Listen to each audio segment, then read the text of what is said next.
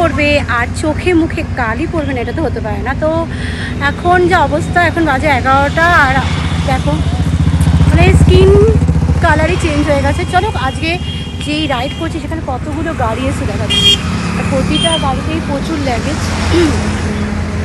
তো আমরা এখানে দাঁড়িয়েছি একটা রিজনে, একটা ইনসিডেন্ট ঘটেছে। তো যাই হোক, আমরা একটু ওয়েট করছি, ওটা কমপ্লিট হয়ে গেলে আমরা বেরিয়ে যাবো।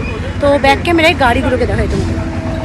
জার্নি স্টার্টিংয়েই আমাদের ওয়েট করার রিজন হচ্ছে আমাদের যে টিম অর্গানাইজার তার সাথে একটা অন্য টিম মেম্বারের জার্নি স্টার্টিংয়েই অ্যাক্সিডেন্ট হয়ে যায়। তো সে খুব ইনজিওর হয়ে পড়ে, তাকে হসপিটালাইজ করা হয়। আমরা তার জন্য ওয়েট করছিলাম।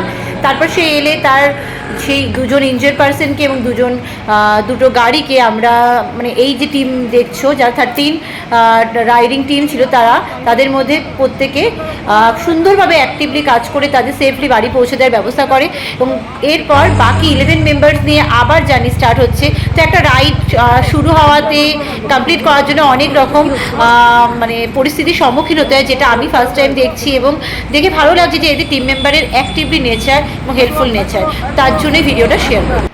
তাদের সেফলি বাড়ি পৌঁছে দেওয়ার পর আবার রাইডটা 13-এর জায়গায় 11 টিম মেম্বার দিয়ে স্টার্ট হলেও, কিন্তু মানে যাতে রাইডটা কমপ্লিট ভালোভাবে করতে পারা যায়, এবার তাদের মধ্যে সেই চিন্তাধারাটা নিয়েই তারা স্টার্ট করছে।